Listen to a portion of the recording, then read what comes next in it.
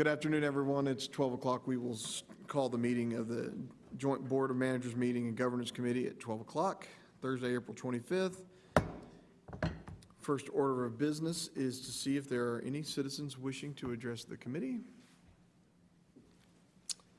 Seeing none, I'll move and ask for approval of the minutes from February 28th. That's tab 4, page 3, also in the board portal. I reviewed them, did not see any necessary changes, but that's just me. So if it gets through Chuck Weber, then there are no changes. there are no changes. That man watches. I will accept Dr. Weber's motion and a second by Dorothy DeBose. All in favor? Any opposed? And the minutes pass. I don't have much of a committee chair report other than to say to Ron and to Michelle and their team, this is not a very large group of people that produce volumes and volumes of really good work on behalf of the hospital district. And I just wanted to give a public shout out to you all in our private meetings, and we discussed some of those things. And I just want to make sure that you and your teams all understand that we really do appreciate the work, and some of it is not very fun. So thank y'all for that very much. Okay. Item 5A, Ron, let's get the behavioral ERM update regarding behavioral health. Ms. Zelia's here today. Good afternoon. Thank you so much, Mr. Chair, for complimenting the team. The team do a lot of hard work and trying to put this together for the district. We're going to start off today with a update on enterprise risk management, and I know I haven't met Amanda and Zim yet, but for their benefit, just a quick 30-second just context, and then we'll move on to Zelia's update. But our ERM, our Enterprise Risk Management Program, started about 4 years ago, and it is designed to identify key risks in the district related to us accomplishing our strategic objectives. And through the process we went through about 3 years ago in identifying 10 or 11 key risk areas, behavioral health being one of them, not to say that they're burning platforms, but to say that these are key areas to JPS's strategic plan and mission, that we designed a risk profile around these 11 areas based upon all the input from the board members as well as employees and leaders. And over the past 3 years in these 11 areas, have developed these risk profiles to determine, where we are in our journey toward getting to where we would like to be. It's not ever to say that we're ever done from a standpoint of high, medium, or low, and that's what we talked about 3 years ago, is that all of these areas are very big ticket items. And so, for example, in addition to behavioral health, one of the areas, for example, is clinical quality. And of course, the board has a committee on quality that goes through all the areas and aspects of that. And so it's really more of how are we doing in terms of our maturity in addressing some of the known and sometimes addressing the unknown things, that emerging risks that come up along the way. And so periodically I will have the executive owners like Zelia to talk about one of these 11 areas, to give an update on where we are with respect to our journey with respect to risk management. And so this year, it happens to be the 3rd year of the program, and so we're going to refresh this risk assessment, because it's, we need to do that from time to time and see if there's anything we need to add, or if there's anything that we can move from the 11 top areas to a more of a maintenance mode, that where we've gotten closer to where we'd like to be, if that makes sense. So with that, if we'll, let me click the slide. So this is just an overview summary that all 11 of the areas are summarized in. There's a lot more detail around each of these that we have, but we wanted to provide some talking points to have a discussion here today.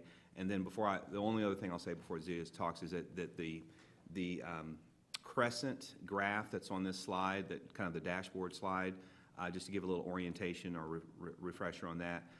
There are 2 arrows on that slide. The black arrow is the baseline of where we were 3 years ago when we first looked at this metric. So that's pretty much a static line that doesn't move.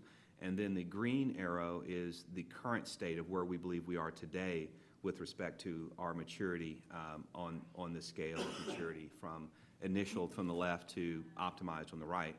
And then the white star that's currently in the managed category, which is level 4, is where the organization is aspiring to get to with respect to, in this case, behavioral health and from a risk management standpoint. So, so if you were to read that as it currently sits, is that we're in level 3 of maturity, and we're seeking to get further to do further work to get to level 4, if that makes sense. So with that, I'll turn it over to Zelia. Thank you, Ron. Good afternoon.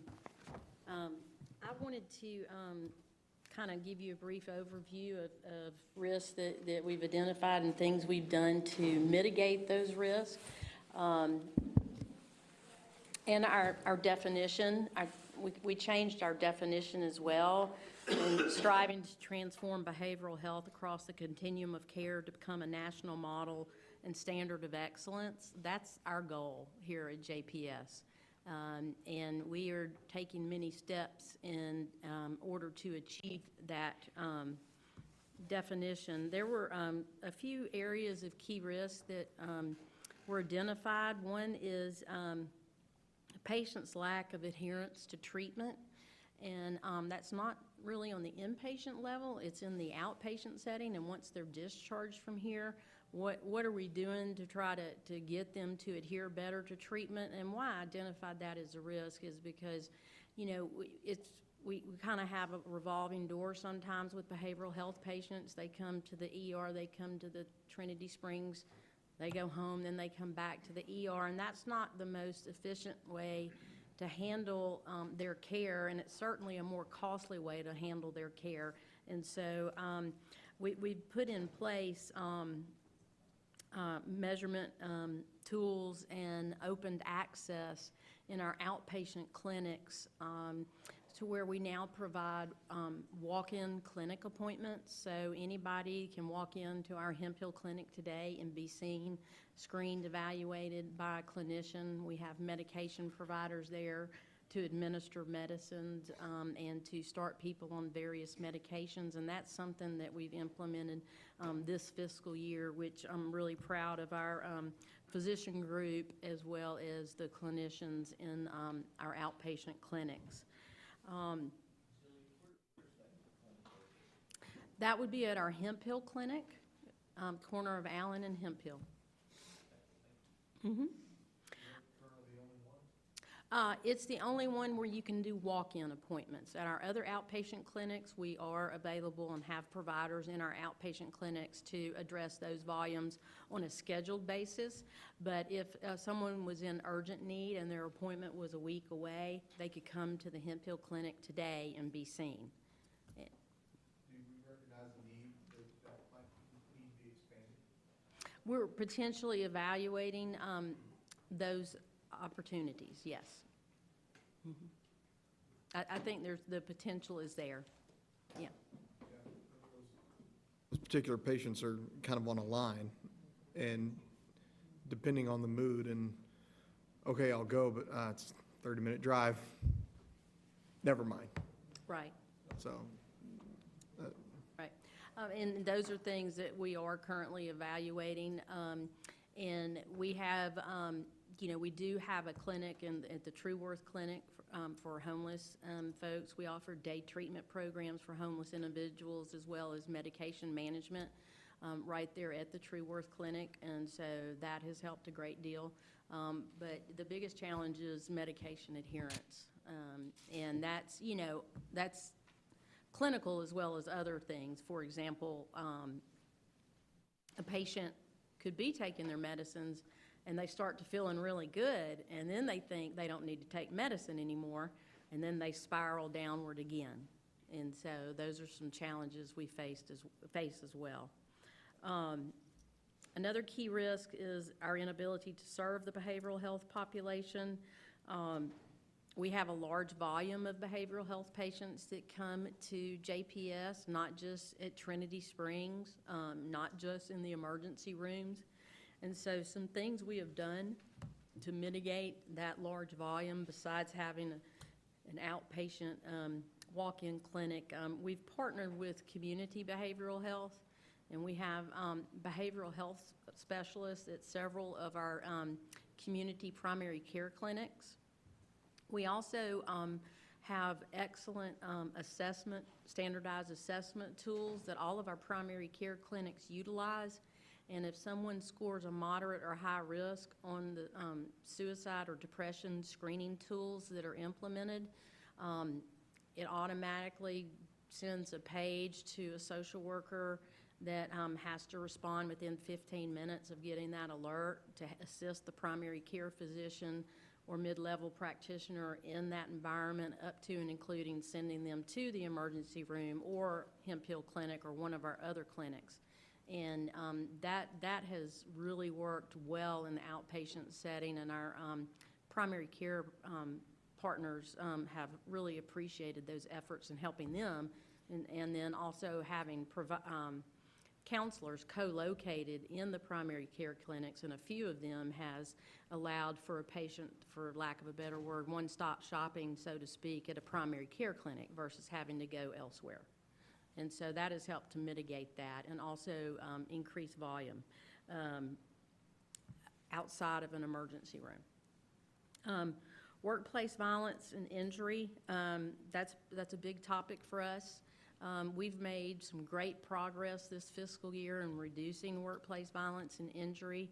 One of the things we did with our physician partners was to create a agitation anxiety order set, and actually it's district-wide now for emergency room as well as the medical floors. So if a patient is anxious or agitated for whatever reason, the clinicians, whether they're a psychiatrist or not, can look at the order set and see what they need to do, and that helps decrease some of that anxiety and agitation, which decreases the potential for violence. We also developed, in coordination with Wanda Peoples, our CNO, a workplace violence task force committee, and we've made a lot of great changes on that committee as well throughout the network. One of the things we've done in behavioral health is we've got these personal alarms now that are really, really loud, piercing loud. And so if they feel like they're in a dangerous situation, they can push that button and staff respond immediately. But because it's so loud, it startles the patient as well, and it can stop the actions from proceeding further. So it's a win-win for us. And the staff have really, really enjoyed having that equipment available. We also have done other things, like we've got workplace violence signs now throughout the district, including Trinity Springs, that clearly identifies what's acceptable and unacceptable behavior in the hospital. And Wanda has worked very hard on this, and it's been a joy partnering with her on it. Workforce challenges. So when I first started here, we had a lot of vacancies in nursing. And so again, in partnership with Pia Walker, with Human Resources, and our recruiter, who is amazing, we have been able to reduce our vacancy rate to, I've got like 800 employees that report to me between the psych hospitals and corrections, and we're down to like 15 vacancies. And that's amazing, and that again shows the amazing work our Human Resource Department does and with recruitment and assisting us. Another big risk area that is a potential for us are inpatient suicide attempts and/or successes. At Trinity Springs, we've done a lot of clinical work in that arena. We now have what's called zone coverage. I mean, of course, our mental health techs or our nurses do 15-minute safety rounds, but we also have zone coverage by the techs or the nurses so that areas are covered instead of numbers of people, and so we can have eyes on our patients. But technology also is improving our ability to minimize risk. With the board's approval, might have been a couple of years ago, we started doing ligature reductions at Trinity Springs. And one of the things that we did that you all approved as a board was putting door alarms over the bathrooms and patient doors. And that technology in and of itself has been incredible and has been great and has aided us in our ability to have a safe environment. Also, doing more training of staff and giving them more tools in their toolbox has also been effective. And so, as Ron told me earlier, I could probably talk the whole hour, but that's not my job today. So I'm going to now be quiet as Mr. Early's giving me the look. No, I'm just kidding. Just kidding. And open it up to see if anybody has any questions. Anybody have any questions for Zelia? No, I think it's great. It is tremendous progress. I guess my question, Ron, is, and refresh, because it's been several meetings since we last talked about this, but how do we know the arrow moves, and how do we know the arrow has moved to the right spot? It's a good question. It's based upon a calculation based upon 3 factors. And those 3 factors are metrics, which are organizational metrics, in this case for behavioral health, that are organizationally accepted. So we don't come up with these are organizationally accepted. Some of them are organizational AIP goals. Some of them, if they're not on the AIP list, there are other metrics that track progress. So that would be one dimension. The second one would be initiatives, many of which Zelia's touched on in behavioral health specifically, and how far along are we in those initiatives? Are those initiatives moving the needle as it relates to mitigating the risks that are identified here? And then the third one, which is a little bit more subjective, we haven't gotten as into this as deeply, is capabilities, risk management capabilities. So do we have the right people in place? And she talked about vacancy and vacancy rate. Do we have the right technology, which she talked about as well? And do we have the right processes to address these? And so based upon those 3 factors, there's kind of we normalize that to a 5-point scale to move the green arrow. And actually, it's a nice bridge into, we're going through a project now, mentioned last time, that we're getting some help from Grant Thornton to help standardize that calculation that I just referred to, so that when we present that, that it's take a little bit less subjectivity out of the process, and so that so you can see as we make progress in each of those 3 dimensions to how the arrow would move, if that makes sense. Great, thank you. Anybody have any other questions? I have one question. I know at behavior health you have assessments to looking for problems, but on the med-surg floors, when a patient is maybe having issues, how do y'all address that? I'm thinking about that because of what happened at Baylor All Saints. Correct. So we actually have a full-time consultant service in-house. It's a full-time psychiatrist, a full-time nurse practitioner, and a full-time MSW. And so we are able to consult pretty quick, 7 days a week. But also, back to your concern, that's one of the reasons why Dr. Potawiltz, our chair, made our agitation anxiety order set go house-wide, is because you don't have to be a psychiatrist to order those medications. And that way, another physician with some information from nursing would be able to help that as well. We do have there's 2 more things that we're working on to address some of the needs on the medical side of the house, one of which is a behavioral health response code team. So you have your medical rapid response team, you would have a behavioral rapid response team, and act as a immediate resource for nursing, so that we can address issues quickly. And so Wanda is working diligently on that. Thank you. Very good. Zelia, thank you. Thank you. I appreciate your time. Appreciate it. Let's talk compliance program. Yes, with that being said, I'll move on to the compliance program updates. So as I normally do, I like to start out with what's happening in the industry overall in the area of healthcare compliance, and pull out relevant enforcement actions and other activities that take place that have some relevance to JPS. This first one is more of a local Texas story. Palo Pinto General Hospital in Palo Pinto County, their CEO faces 5 years in prison for allegedly allowing the hospital's national provider number national provider number to be used to bill for private insurance, private insurers like Blue Cross and Blue Shield and others for lab services that were never performed. Essentially what they were doing was,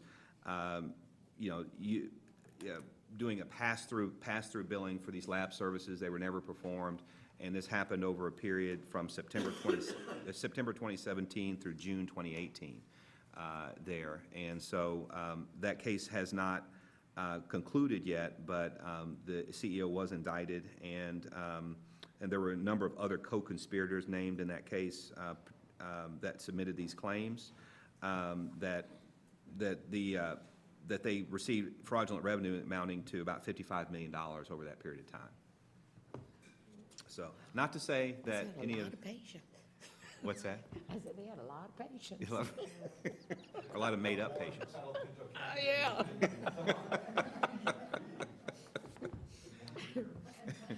Yeah, in the years. The second case is a case with Skyline Urology, and this was a False Claims Act case. And this was a case where this urology provider provided outpatient urology services and was indicted for or fined nearly $2 million for essentially billing for services, overbilling Medicare for certain services. And so specifically for improperly using billing modifiers, which we've talked about a little bit in this committee, or actually a lot in this committee, and specifically for what's called modifier 25, which means that if you have an E&M service that you can't bill separately or unbundle for that E&M service unless there's something significant or separately identifiable that justify it being unbundled and billed separately. And that's typically what modifier 25 is used for. What the urology company was doing was essentially unbundling, did not provide that substantiation for why it was significant and separately identifiable, and therefore those were false claims and therefore needed to be reimbursed to Medicare. And so this happened over a period of 3 years and resulted in a corporate integrity agreement in addition to the nearly $2 million fine that required a third party to come out to the company and do quarterly claims reviews of their billing practices, specifically relating to modifier usage. So obviously I picked this case because we've talked a lot about modifiers here in terms of the audits that we did, and just kind of goes through the importance of kind of following up on those things. The last case is more of a national enforcement action that took place with the Department of Justice and the OIG, and this was really a tragic story, but basically several states over a period of time were involved in these fraudulent knee braces, neck braces, back braces for older individuals, and basically trying to convince them that they needed these braces when they didn't need the braces. And so they ordered the braces for them, sent them to them, and then they billed Medicare for them, and they were not necessary. And it happened over a long period of time, and it amounted to over $1 billion that they collected from Medicare for these fraudulent braces over a period of time. And what's sad about that situation is that many of these folks didn't need the brace, but if they ever did in the future, they had already kind of used their benefit as a result of now having filed this fraudulent claim. And so they're still working through that. But there were at least a couple of dozen people that were arrested, including physicians, owners of durable medical equipment, and many of these were done via telemedicine as well. And so this was a case with Department of Justice out of D.C. Had prosecuted, and this was out of this happened actually earlier this month, and was a pretty sad case. So, any questions about any of those three? Thanks for the rainbows and unicorns. Oh, absolutely. It's my yeah. If no other reason, I try to justify our existence, right?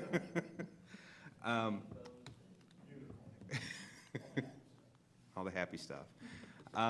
This last part of the update, periodically, and I used to do this a while back, but I'm going to get back to providing more board education on certain kind of foundational elements of compliance to kind of enable you to ask us whatever oversight questions that you'd like to ask us. And so what I wanted to do is just take a few minutes to review the elements of an effective compliance program as outlined by the federal government as relates to the federal sentencing guidelines.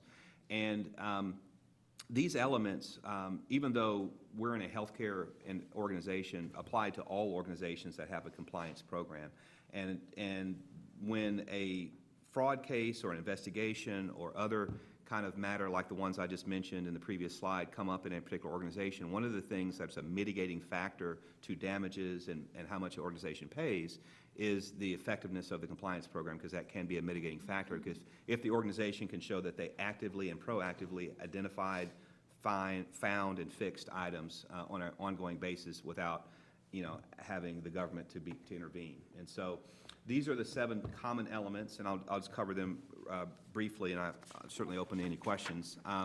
This first element is high-level oversight. And so when the guidance for hospitals came out, one of the things it talked about was the establishment of the role that I have, the compliance officer role, and that compliance officer needs to be objective and empowered to do their job without undue influence. And typically, although if you look at peer organizations across healthcare, the reporting structures change. Typically, the compliance officer ideally reports to the CEO and the board, which is the case here. And I've seen it where the compliance officer sometimes reports to the general counsel. It can work as well. It can be a little challenging, or sometimes the CFO, which sometimes can be a little challenging as well. But it can all those environments can work, is what I'm saying, because I've seen all of those environments work. But the establishment of a compliance officer, a board oversight, which what this committee serves as, which means that I'm accountable to you all as board members to relate what are we doing in our compliance program, how proactively are we being, and then thirdly, that we have a compliance committee within JPS or within an organization, which we do. Our compliance committee meets every other month, and usually before items come to the governance committee, we discuss them in our internal compliance committee before they come to this group. The second area is policy and procedures. So policy and procedure are fairly self-explanatory. All organizations have them. We certainly do. Our general counsel works with us on reviewing those that come to you for your approval. And we have at JPS, about 2,400 policies and procedures of various sorts and kinds, from clinical to non-clinical and so forth. But from a compliance standpoint, it's, do we have written policies and procedures? Are we auditing against those policies and procedures? And how do we know that the workforce is aware of those and are trained against those? And so that we'll touch on the training element here in a moment, but we also have a set of compliance policies that's a part of that goes through what we do around each of these elements and what our functions are. We also have security policies, which we'll talk about a little bit when David comes up, that we have a few to be updated here today. And then we also have a number of clinical policies and procedures. And policy and procedure administration also reports up in my group. I have a outstanding individual in Irena Hughes who administers policies on behalf of the district and working with the various department owners. Open communication, this is also just how do we communicate across the organization? Do we utilize organizational communication channels? So in JPS we have the huddle communications that come out once a week. We have newsletters that we can send out communications, which we do. We have leadership connection that happens once a month that occasionally that I and my team would send out messages. And then we also have the hotline, which all employees and or vendors have access to send anonymous or not complaints or grievances. Many of the hotline calls, and much of which I give you in your board packet in terms of what has come in the hotline, are HR-related matters, related to employee matters and those kinds of things. And so we coordinate with HR to handle those cases. But for every hotline case, we're required to open up an investigative file, to look into it, and then determine whether it has a substantiation or not. Training and education. Training and education is, how do we let the workforce know about compliance and the various aspects that's a part of their job? So much of that is in the policies and procedures. And the clinical folks, particularly nursing, does an outstanding job on a unit-by-unit and a nursing level to communicate more specific nursing-type communication, in addition to the credentials and the certifications and others that clinicians have to have in order to do their jobs. They have to have continuing education as a part of that, which we count toward that. And then, of course, all workforce members at JPS are required to go through a mandatory set of computer-based learning. And there's, I forget how many modules we are up to now, but there's about 15 or so modules every year that all workforce members are required to take, and they cover the gamut of all the various things from ADA compliance to privacy to a number of different things. And then my group works with HR to track to make sure all employees comply and take those CBLs. And then the last thing I would say is on compliance awareness. I'm a big advocate of that training and education is the foundation, and of these 7 is the most important, because people do better when they know better, generally speaking, unless you generally in healthcare don't have bad actors that are looking to do bad things. These are caring people. They just need help understanding what the rules are. That's generally the case. And so I try to have my folks to do rounds and to go out in the hospital to make ourselves known. If they have questions, that they can ask us proactively as opposed to being an issue on the back end.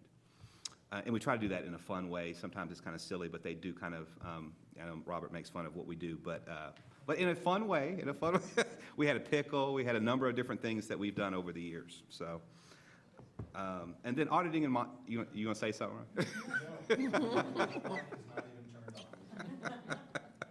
And then we do auditing and monitoring. And so much of the auditing that we do for this committee in particular comes to this committee. All audits have an audit report that either I present or Michelle Atkins will present that will give you what we audited and what we found. We do these audits based upon risk, and so we do a risk assessment every year. Each risk assessment is done for internal audit, is done for compliance, and that based upon those risks, then we determine the specific areas that JPS will do a specific audit. Because audits take a while to perform, and it takes a lot of resources on our part. Whereas opposed to monitors are ongoing, and so you won't see a report on monitors. You will get an update, and so monitors would be anything from what's happening in research and academic affairs that has a compliance aspect to it. Like, for example, resident supervision would be a monitor. Sometimes it would be an audit, depending upon the nature of it. And we would get these reports from various parts of the organization related to those monitors. Comes to the compliance committee. We would discuss it in compliance committee and then occasionally bring that to you all as board members as well. And then HIPAA, and of course in hospital the biggest monitor is HIPAA, and so we've talked a lot about HIPAA, and so we have a tool called Maze Analytics that we got last year that allows us to proactively monitor potential inappropriate accesses to Epic, and it has an interface with Epic, and it really helps us to do this in an automated way. Even though we don't have a lot of resources, we have 1 or 2 folks that look at this on a regular basis. Moving on, response and prevention. Essentially, that's a part of for the auditing process. Those are the action plans. Those are the things that here's what we found. What are we going to do about it? So that's the response, the organization, and it's most important, particularly for outside parties and government agencies, that if we agree that we're going to do an action plan, we have a date on that action plan, that we have to commit that we actually followed through with that. Because the worst thing to have is an audit that has action plans that didn't actually occur, because then you kind of hit yourself in the head with your own hammer, so to speak. I will say we do a great job here in following up on those. And then lastly, risk mitigation investigations. So there are matters that come to us, some of which almost all of which we talk about in this committee, that we have to have an investigation either under attorney-client privilege with general counsel or third party, that we will come and review with you as board members as well. And then lastly, enforcement. That's the kind of the distasteful aspect of compliance, but it's necessary. It's, if we do find a confirmed violation, people were trained, they were aware of it, but there's still a violation, then there has to be action taken. Sometimes that's termination, sometimes that's more education, sometimes that's, if it's a physician or peer review matter, it goes through the appropriate MEC process. So, in terms of that. So those are at a high level, the 7 elements, and I'll kind of come back to you periodically to talk about various aspects of each one. We do plan on reassessing our compliance program effectiveness against these 7 elements over the course of this next year. You tend to want to do that every 5 years or so, and it's been about that since we've done that externally. And then each of these is documented as well. I know I kind of went through that quickly. Questions on any of that? Yeah. Good question. So a claim, and actually goes to my last slide here, has its own compliance program as it relates to the physician organization. And so a claim has a compliance manager that we meet with every month to talk about where because they have a similar risk assessment. We work with them on that. They have a audit plan, and then they use a third party to help them with their audits. They also have a coding and billing auditor, similar to what we have here for the hospital, that does ongoing physician chart reviews on the claim side, and they go through that in a methodical way. They also meet. A claim also has a compliance committee that meets. I know Dan is here, I believe every other month or so, and we attend that as well. So we're looped into what they're doing, and it's very synergistic with what we're doing. Do they have their own call-in line, hotline, or is it just one central? It's just one central line, and so, but we've talked to our ethics point third-party administrator that if it's in a claim matter, there's a separate routing for those calls, and so that they can handle those appropriately. Okay. Yeah, good question. This last slide is just a visualization that compliance is more than the 6 or 7 folks that are in my group, because there's no way that me as the compliance officer can know everything happening at JPS and a claim about compliance. And so it's essential that we partner with various other aspects of the organization to get these reports, these monitors, these other reports. And I talked about the way we do that with a claim, but also we do that with research and academics, and we meet with them. We meet with the various service lines, coding and billing, privacy and security. And so when we meet as a compliance committee, we try to bring in all of these aspects and representatives from all these aspects to talk about their components of compliance, so that even though it doesn't report formally to the compliance department, we as an organization know where we are from a compliance standpoint. Does that make sense? So hopefully that was helpful. I'm going to count that toward board education, and Oh, okay. if that's okay. Do I get 2 points? You get 2 points. Anybody have any other questions? Ron, thanks for the compliance update. Let's move now to item 5C, district policies for consideration. All right. I'm going to have, for this one, I'm going to have David Mendenhall to come up. These are 3 security policies that are David, you have to speak in our language. No, because if I ever speak. We don't understand zeros I'll be here and for X's. 2 hours, and that breaks the rules. Well, he thought that the governance committee should look at revising the dress code to blue jeans and a jacket. We had 2 board chairs that showed Yeah. up, and I think that's fantastic. You gotta go through HR and Wanda through that, and Godspeed to you, David Mendenhall. Wanda and Pia, no, It ain't never gonna mind. It's happen. not worth it. Not worth it at all.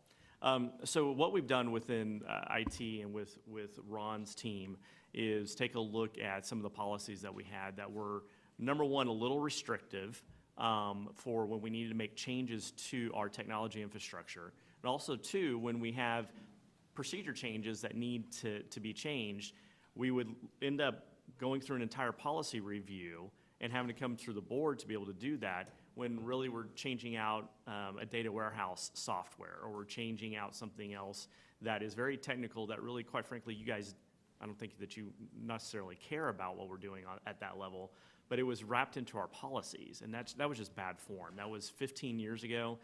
It shouldn't have ever been that way. Now that we're re-looking at this, we've collapsed 3 policies, and I think these have to be reviewed individually, right? And we collapsed 3 separate policies into 1 policy, and then their associated procedures into that as well. So before you today for recommendation is IM 100 Security of Electronic Information. That's a policy, and then what we've done is then move in several procedures underneath that policy for requesting IT products, computing devices at the JPS network, access credentials, and also an acceptable usage procedure within that. And again, a lot of that is because we have very technical documents that are on those things, and we need to have the flexibility to be able to stretch those as well as change those with, on the fly if something comes up. Like, for instance, a couple of weeks ago, and this is probably about 2 months ago, when we got hit with a potential hack that I can tell you, we did not lose one piece of patient data, not one system went down, it just slowed some things for a couple of hours. In the middle of that, it would have been very, very difficult to change out some technology if I would have had to wait on the board to act on a policy change. So hence why we needed to be able to collapse this. So in front of you is Information Management 100, Security of Electronic Information. And I'm assuming the archival of IM 200 and 300 are the two that are now wrapped into one? Right, exactly. And for instance, we can talk about it. So when you look at item number 3 there, that's IM 300, that the letter E, which is person of interest. That is a procedure for if someone comes into the organization that is a board member, it's an employee of the organization, or a high-profile person within the community. That's a policy that sits out there of how do we deal with that individual. That is now a procedure that is wrapped up into those other procedures so that we can do those things as we need to. Anybody have any questions, concerns, comments? No, I read all those policies, so I was ready for my questions. I'll take them, Ms. DeVos. I will No, absolutely take them. I didn't have any, no. Do we need to move on each of these separately? Each of those. Okay, all right. Then I'll move approval on item 5C1, IM 100 security and security of electronic information. Move approval of the policy, IM 100 security of that. Moved by Mr. Bose, seconded by Dr. Weber. All in favor, say aye. Aye. Any opposed? Thank you. I'd like to see if we can get a motion to approve the archival of IM 200 Information Management Plan. Move that we archive IM 200 Information Management Plan. A second? Motion by Mr. Bose and approval, second by Dr. Weber. All in favor? Aye. Any opposed? Finally, need a motion to approve archival of IM 300 Information System Acceptable Use. Okay. Move approval to archive of IM 300 Information System acceptable use. And motion by Mr. Bose and a second by Dr. Weber. All in favor? Aye. Any opposed? Thank you, David. Okay.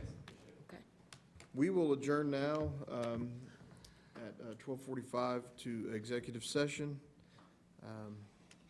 I don't think it's going to be a long one. I don't think it's going to be a short one. It's going to be just about right. So, Okay. thank you.